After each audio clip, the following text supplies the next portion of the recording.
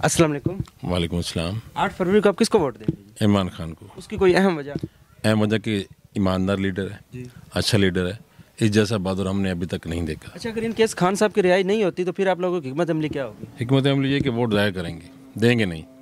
जाएंगे सही polling station? क्या करने जाएंगे जब लीडर नहीं होगा, निज़ाम नहीं हो तो क्या करेंगे जाके? अगर खान साहब को इलेक्शन से आउट कर दिया जाता है तो फिर आप लोगों की हिकमत अमली क्या होगी? हमारी हिकमत अमली ये होगी बेटा जी कि हम वोट नहीं देंगे, क्योंकि उसके मुकाबले का लीडर ही नहीं है। ठीक है जी। और इसके अलावा क्या कहेंगे, सारी दुनिया जानती है।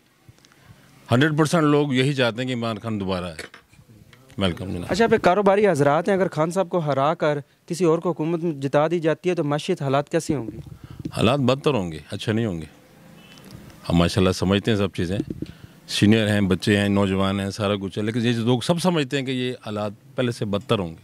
अच्छा, ये बताइए कि हालात के आप किस दौर में खुशहाल थे? दौर तो बहुत सारे अच्छे गुजरे हैं, लेकिन जो मेरी उम्र में गुजरे हैं, जैसे अब मेरे सामने तो ये सारी चीज़ें आई हैं, लेकिन जो अच्छा दौर मैंने देखा है इमरान खान का देखा है। आते हुए दिनों में क्या देख रहे हैं?